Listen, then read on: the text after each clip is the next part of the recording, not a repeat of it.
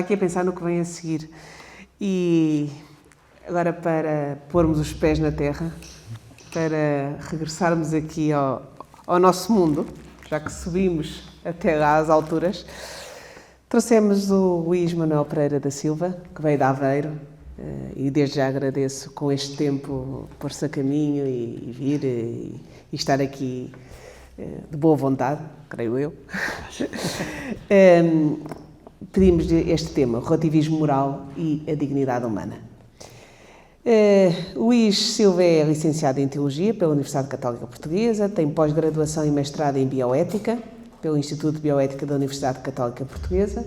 É aqui nestas sessões que tentamos trazer sempre alguém da bioética, porque de facto é este sentido abrangente de reflexão ética sobre tudo o que toca à vida humana. É aqui o representante da bioética hoje nesta mesa. É professor de Educação Moral e Religiosa Católica, autor de vários manuais desta disciplina e também de alguns livros no campo da bioética, não só. Tem aqui alguns livros, se alguém depois no final quiser conversar um pouco com o Luís. Presido desde 2015 a Comissão Diocesana de Cultura da Diocese de Aveiro e é o meu homólogo em Aveiro, coordenando o polo de Aveiro do Centro de Estudos de Bioética. O mote que lhe demos foi o número 30 desta Declaração de Dignidade Infinita, que diz assim: a ilusão de encontrar no relativismo moral a chave para uma pacífica convivência é, de facto, a origem da divisão e da negação da dignidade dos seres humanos. Luís, damos 20 minutos para tentar decifrar esta frase e pormos os pés na terra. Muito obrigada. Olha, vou começar por tirar a flor, senão dirão era aquela flor bonita que estava, mas era apenas a flor. Eu dei um subtítulo à minha intervenção. Relativismo e dignidade humana. É possível a amoralidade? É a pergunta que... E deixem-me dizer, entusiasmei-me, o texto é mais longo do que certamente os 20 minutos. Se fosse relativista, diria, aos 20 minutos param o relógio e vão ver que no final terei cumprido os 20 minutos, mas como não sou relativista, vou tentar cumprir os 20 minutos que me dão. Se vir que o tempo começa a escassear, saltarei para uma parte final em que analiso aquilo que eu chamo os equívocos do relativismo e farei uma proposta, vou fazer-vos também uma proposta. O relativismo não existe. Se eu parasse aqui, afirmam os relativistas. E acrescentam, o que existe é sim a relatividade de todo o conhecimento humano e uma pluralidade de concepções éticas perante as quais alguns têm a pretensão de se destacar, afirmando a exclusividade das suas posições. O relativismo é, concluem, a acusação feita pelos que pretendem recusar o pluralismo. Esta síntese, que repercute de forma condensada o posicionamento que tantas vezes ouvimos em discussões sobre matérias ditas fraturantes, deve ser minuciosamente analisada. Nela evidencia-se uma constatação e um equívoco, pontos dos quais partiremos para a nossa análise, na qual nos propomos descrever os traços que definem o relativismo, percorrer sumariamente a sua história. Claro, as ideias permitem-se muitas leituras e é a leitura de Luís Silva, deste percurso histórico, e defendendo uma tese fundamental. O relativismo baseia-se em equívocos e estrutura a sociedade sobre a equivocidade desses pressupostos. Uma observação prévia. Não posso, porém, iniciar sem fazer uma observação prévia. O relativismo, se levado coerentemente até ao fim, redundaria no fim do conhecimento. Enquanto estabelece como critério de verdade a decisão arbitrária do sujeito, toda a valia do saber, episteme, é relativa ao sujeito, o relativismo é voluntarista, reduz o sujeito cognitivo a um sujeito cuja vontade é absolutizada e impossibilita o reconhecimento de que haja saber universalmente válido. O que é válido é o que o sujeito determinar que o é. Parafraseando Lukács, se a realidade factual é distinta do que o sujeito estabelece, pior para os factos. O próprio sujeito fica, porém, em risco, pois sujeito e objeto vivem um do outro e se o objeto é absorvido pelo sujeito, o próprio sujeito se absorve nesta vertigem devoradora, como ficou demonstrado pelas conclusões a que chegaram os estruturalismos e as teorias que, como defendeu Michel Foucault, decretaram a morte do próprio sujeito. Aplicando esta constatação à ideia de dignidade, vale a pena perguntar: de que serviria afirmar que o direito se funda na dignidade humana e que esta deve ser considerada inviolável se o seu reconhecimento carecer da validação subjetiva daquele que a pode ofender? O direito estaria, afinal, fundado no reconhecimento subjetivo e não numa realidade anterior a esse reconhecimento que se antepusesse ao sujeito. É por isso dramática para a sociedade a disseminação do relativismo. Mas não é apenas dramático que haja teorias defensoras do relativismo teórico, e que tal se repercute em práticas cotidianas relativistas, relativismo prático. Preocupa, para além disto, que este relativismo tenha chegado aos legisladores. É preocupante a erosão do direito, expressão minha, pois os seus custos são mais profundos do que os do relativismo teórico, que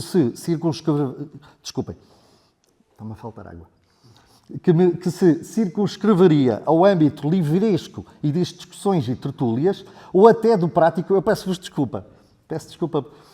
até do prático que, se limitado pelo direito, não se estenderia para além das práticas cotidianas. A erosão do direito fez com que o relativismo prático e o relativismo teórico se tornassem relativismo sistémico.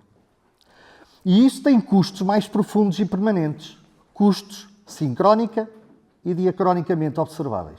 Sincronicamente, pelo efeito de contágio e mimetismo que foi tomando os diversos quadros jurídicos ocidentais. Diacronicamente, pela durabilidade que o direito sempre concede às suas matérias. Mas a esperança ficou no fundo da caixa de Pandora. O segundo ponto, relativismo entre equívocos e erros de lógica. Regressemos então à síntese enunciada no início e façamos a sua análise constatando os equívocos em que assenta. E isso permitir-nos já perceber a fragilidade do relativismo e, desse modo, suplantá-lo. Na síntese inicialmente apresentada, enuncia-se uma constatação e formula-se uma conclusão. O primeiro equívoco visível nessa síntese está precisamente em que, da constatação, o saber humano é marcado pela relatividade e existem múltiplas concepções éticas, se depreende uma causalidade. Porque o conhecimento está marcado pela relatividade, então não há possibilidade de conhecimento universalmente válido. Não sei se está a ser clara esta minha ideia. Há uma primeira constatação, mas retira-se dessa constatação uma conclusão. Constatar que quando os europeus chegaram às Américas, nelas se praticavam sacrifícios humanos, sob um enquadramento legitimador, como forma de apaziguar a ira dos deuses, não permite depreender daí a necessidade de legitimar o enquadramento do ato. E, por maioria da razão, legitimar o ato. A constatação do facto não se constitui só por si como uma causa para a legitimação do comportamento. Retornemos novamente à constatação inicial assumida pelo relativismo. O saber humano é marcado pela relatividade, da qual o relativismo depreende uma causalidade. Logo, todo o saber humano é necessariamente relativo às circunstâncias em que é adquirido. Há aqui erros de lógica e conclusões precipitadas, como constataremos de seguida. Em primeiro lugar, constatar a relatividade do conhecimento humano é por si só uma constatação que não é inequívoca só por si. O que significa reconhecer a relatividade da condição humana. O que torna, por isso, precipitada a conclusão que dela retira o relativismo. Veja-se, aliás, que, em última análise, a constatação da relatividade do conhecimento é uma consequência até da afirmação das religiões, de que o absoluto está fora da história. Segundo uma visão religiosa, só no meta-história está o absoluto, sem que, porém, desta afirmação tenha de resultar a negação da possibilidade da verdade. Na realidade, as religiões, ao afirmarem que tudo está em relação com e em tensão para o transcendente, em relação, portanto, mas no relativo, no que está em relação com, transparece o transcendente, portanto, as religiões acrescentam este elemento, inauguram uma consciência de que a provisoriedade da existência e a sua fragilidade obrigam a um cuidado de proteção para que não se perca o que é débil. O relativismo esquece isto. Repare-se como a constatação da relatividade, contrariamente ao que pensa e faz o relativismo, não tem de redundar numa negação da possibilidade da verdade. E neste contexto, da verdade ética, dos valores universais e universalizáveis. Sendo que a leitura teológica acrescenta uma nota de prolepticidade. Aqui trago um termo que vou buscar a Pannenberg, repercutindo o conceito clássico de analogia. que permite vislumbrar na relatividade da história lampejos e antecipações do transcendente, entre os quais podemos destacar heuristicamente o que se enuncia na própria ideia de dignidade humana, condição que tem radicalmente a sua origem na afirmação de que o ser humano é criado à imagem e semelhança de Deus e, por isso, portador de uma condição de intocabilidade e inviolabilidade que se antepõe ao próprio agir do outro sobre si. Uma tal visão funda uma cultura do cuidado, uma cultura da vida que se contrapõe à cultura da morte e do descarte. Na lógica relativista, existimos porque somos desejados. O sujeito determina a existência do outro. Devia ser o contrário. Porque existimos, somos desejados, amados, cuidados. O sujeito acolhe a existência do outro. Todos nós que participamos nos debates sobre o aborto ouvimos esta ideia vezes sem conta. Portanto, que nós existimos porque somos desejados. Não, é o contrário. É porque existimos que devemos ser desejados. A questão, de facto, em relação aos filhos dos humanos, não deveria ser se fomos desejados antes de existir, mas se por existirmos e a partir de quando existimos, somos amados e desejados. Em segundo lugar, o relativismo não só constata a relatividade da condição humana, por facto, mas que eu acabei de mostrar, que por si só não teria de redundar na negação da possibilidade da verdade, como daí parte para a primeira conclusão de que se deve recusar a tensão do conhecimento humano em direção à verdade. E de seguida retira uma segunda conclusão, que é de que não só não se está em tensão para a verdade, como é impossível participar da verdade. Ao contrário do que conclui o relativismo, todo o discurso humano é intrinsecamente marcado pela tensão da busca da verdade, que ele humano, ainda que provisoriamente, vai conquistando. É esta compreensão, designo como leitura aleteísta, mas não me vou alongar, mas em texto escrito ficará essa proposta.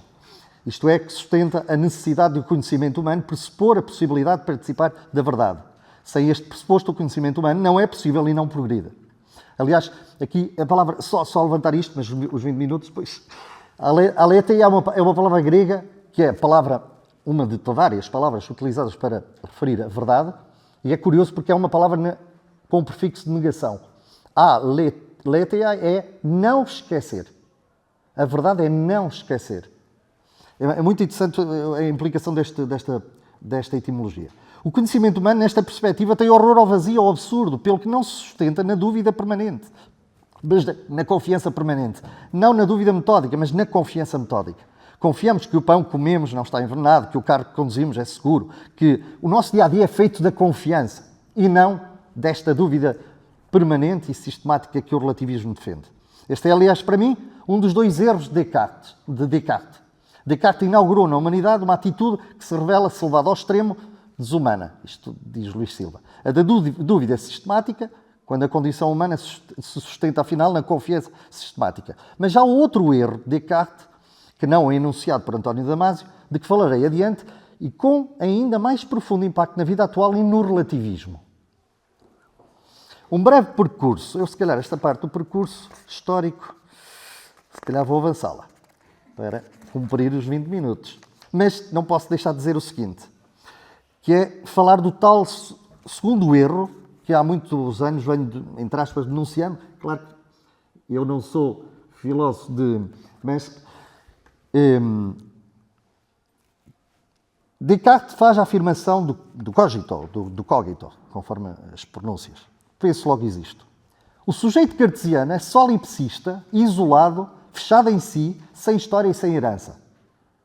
E esta ideia, inicialmente apenas em forma germinal, fez o seu caminho ao longo dos últimos séculos, atraindo toda uma série de contributos, desde o espírito da Revolução Francesa, que isolou o cidadão diante do Estado, até ao espírito do romantismo emotivista e individualista, passando pelo espírito iluminista defensor de uma autonomia dispensadora da abertura ao transcendente, entendido como aprisionador, etc., que foram agregando generosas marcas de individualismo que redundam hoje, após a Revolução Sem Causa, que foi o maio de 68, nas múltiplas teorias que fazem do indivíduo a medida de todas as coisas. O máximo do relativismo. O relativismo consolidou-se teoricamente, espalhou-se como relativismo prático e, por fim, pela erosão do direito, que poderia servir-lhe de freio, tornou-se relativismo sistémico. Saltei aqui toda uma parte de história Começava com Protágoras e depois passava pelo nominalismo de Occam, portanto, faço esta leitura, fica no texto escrito. Se é certo que qualquer análise dos pressupostos bastaria para denunciar os custos do relativismo, o percurso rápido, que não fizemos, permitiu-nos constatar que o relativismo nos isola e fecha como se fôssemos mónadas, inacessíveis e impenetráveis. Uma tal condição nega a nossa intrínseca relacionalidade e evidencia o paradoxo fundamental do relativismo. O relativismo redunda num novo absolutismo e destrói a possibilidade da existência de conhecimento. O indivíduo do relativismo é impenetrável e inacessível e o seu saber impartilhável. Só por generosidade de um outro sujeito, ou então pela via da imposição, é que o saber poderia ser adotado por um sujeito distinto. Então vou enunciar alguns dos equívocos que eu considero que são os pressupostos do relativismo. Uma tal conclusão exige que denunciemos e superemos os equívocos do relativismo. Entendo ser fecunda esta abordagem a partir de equívocos. Pressupõe a boa intenção do adversário, colocando-nos em busca dos pressupostos marcados pela equivocidade, dispondo à realização do caminho em conjunto. Eu faço isto muitas vezes. No Parlamento fiz, em 2023, se não me traio a memória, num contexto da discussão sobre a eutanásia, e diante da doutora Isabel Moreira, e falei exatamente dos equívocos que os defensores da eutanásia têm.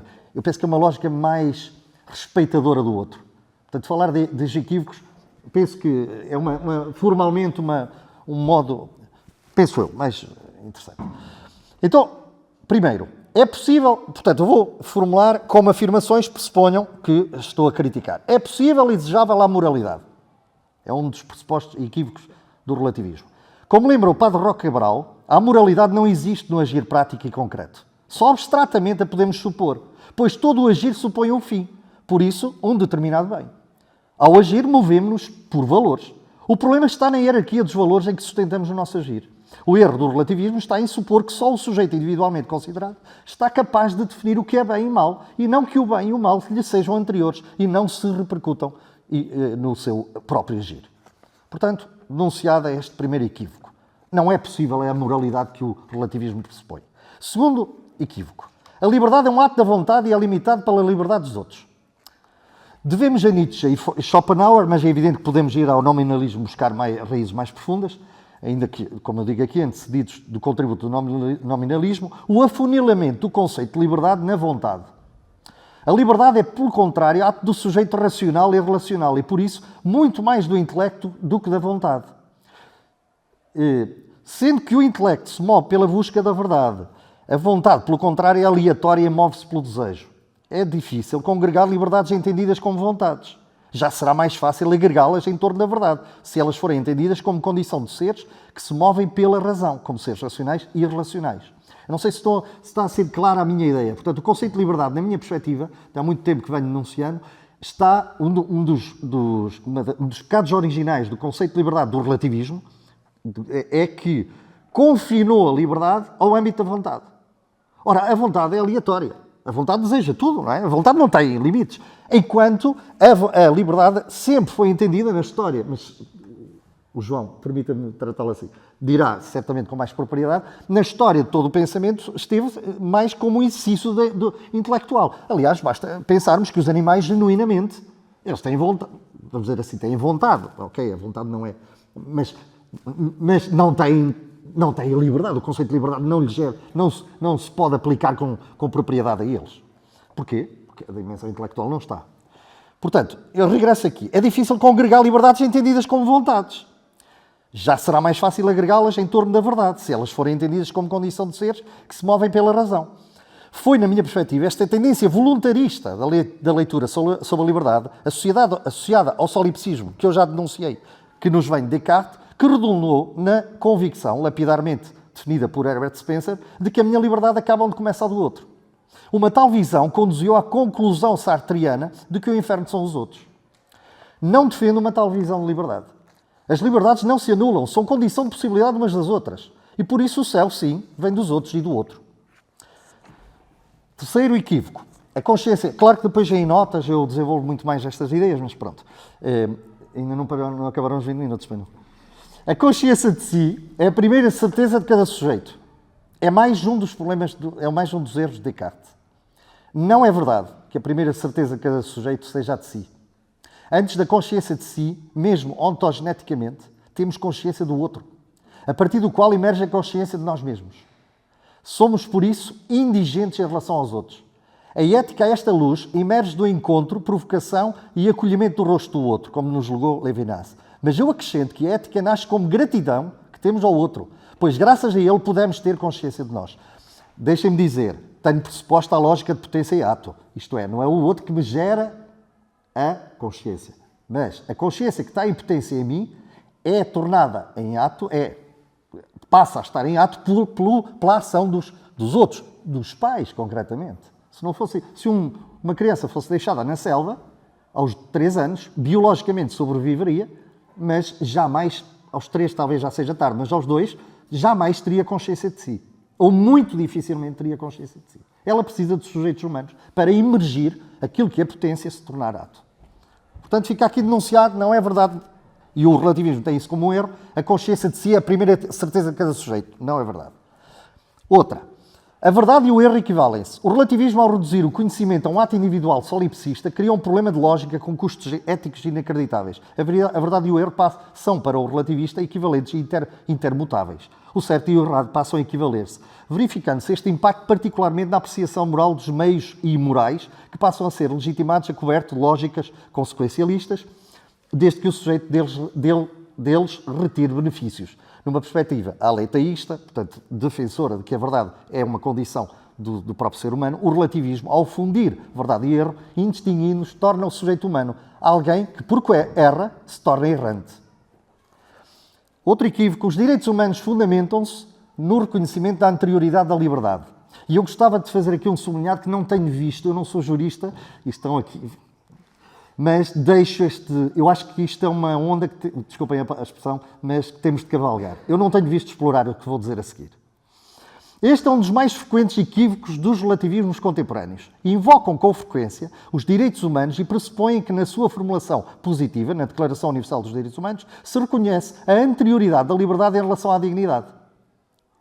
Vou parar aqui um bocadinho. Se virem as discussões, é sempre isto que é dito, que é como se a dignidade dependesse da liberdade. Isto é, defendem uma anterioridade da liberdade em relação à dignidade.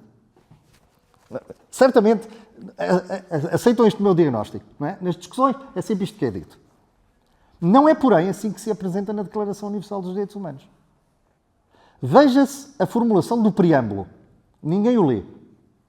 Diz assim: considerando que o reconhecimento da dignidade inerente a todos os membros da família humana e dos seus direitos iguais e inalienáveis constitui o fundamento da liberdade, da justiça, da paz. Ok, eu posso parar aqui. Vejam que a declaração declara, passa a redundância, a anterioridade da dignidade em relação à liberdade. Mas depois toda a recepção da declaração, pelos relativistas, inverte isto. Pronto, ok. Faça isto, cabe interrogar. Como superar os equívocos e a sedução do relativismo? Portanto, estamos no minuto 18. Primeiramente, e aqui vou evocar o que defendi num outro livro que não é neste, e que estudei... ok, pronto, não interessa. Primeiramente, permanecendo num paradigma... Portanto, repito a pergunta. Como superar os equívocos e a sedução do relativismo? E, ao mesmo tempo, vou apresentar-vos uma proposta. Primeiramente, permanecendo num paradigma que reconhece a anterioridade da verdade, dos valores, em relação ao seu reconhecimento pelo sujeito. Eu depois terei de alterar aqui as palavras, está reconhecimento 2 vezes. Portanto, o que eu chamo de paradigma aleteísta.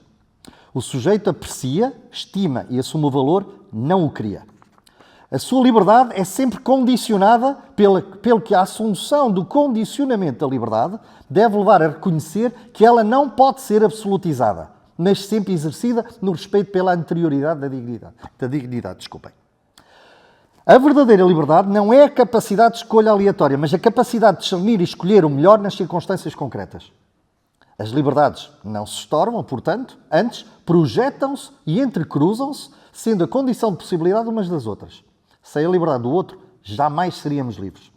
Na verdade, a primeira certeza de cada sujeito é a existência do tu, diante do qual se criam as condições para emergir o eu. É o tu a condição para o eu e não o eu a condição para o tu. A potência de consciência que existe em cada sujeito humano só se atualiza pela ação dos outros humanos. Sem outros humanos, a potência de consciência não se atualiza. Somos devedores aos outros da emergência da nossa consciência em nós. Destes pontos fulcrais de uma ética não relativista, mas face à pluralidade de fundamentações, eu proponho uma ética das decisões reversíveis. Uma ética em que, se não nos conseguimos encontrar nos motivos pelos quais nos decidimos a não aceitar fazer determinados atos, que ao menos aceitemos limitar-nos formalmente. O nosso agir deve circunscrever-se às decisões reversíveis. As irreversíveis devem ser a fronteira que não transporemos. Vou buscar esta leitura a Gustavo Zagrebelsky, que foi presidente do Tribunal Constitucional italiano, no seu livro A Crucificação e a Democracia, editado pela Tenacitas. Ali ele defende que os Estados deveriam impor-se um limite, não decidir sobre o irreversível, concretamente sobre a vida e a morte dos seus cidadãos. Isso limitaria o poder da própria democracia, que não se admitiria sobre o abortar, o eutanasiar ou o executar dos seus cidadãos. Ou mesmo sobre a irreversível decisão de transitar de homem para mulher, como defendem os teorizadores ideológicos de género. A ética das decisões reversíveis é um bom pressuposto para a nossa discussão em tempos de pluralidade, que não têm de ser tempos de relativismo. E só mais um dado de proposta, na linha de reflexão que realizei nos JAIDs de 2005. E explico porque é que ponho o 2005. Vou contar-vos uma coincidência. Em 2005, no contexto de mestrado, escrevi um texto em que defendi o que vou dizer a seguir. Em 2009, encontrei, desculpem mas é mesmo explicar-vos que é verdade o que aconteceu. Em 2005 escrevi isto. Em 2009 encontro um livro de Papa Bento XVI em que ele defende o mesmo. Pronto, mas Papa Bento XVI é o Papa Bento XVI, não? Que é o Luís Silva. Desculpem, mas percebe. Pronto, mas é exatamente a mesma ideia. Mas não, só li em 2009, aliás eu anoto quando leio os livros, tenho sempre a data do momento em que começo a ler, quando acabo, está lá escrito 2009. E soma então mais um dado de proposta, na linha da reflexão que já realizei nos JAIDs de 2005. Tudo isto poderia ser condimentado com o pressuposto que em tempos de pluralidade religiosa poderia ser heuristicamente fecundo. Fundamentar uma ética etsi Deus daretur. O Grócio propõe na negativa, etsi Deus non daretur. E depois a teologia da morte de Deus diz que hoje temos de pensar tudo como se Deus não existisse. Está traduzindo a expressão. Desculpem lá, não tenho de saber todos os latim. Como se Deus fosse dado, como se Deus fosse pressuposto. Etsi Deus daretur.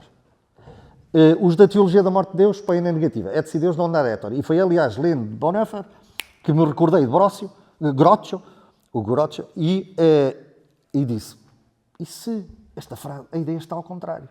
E se fosse pressupormos, fazermos a fundamentação etsi Deus daretur? E vejam a implicação.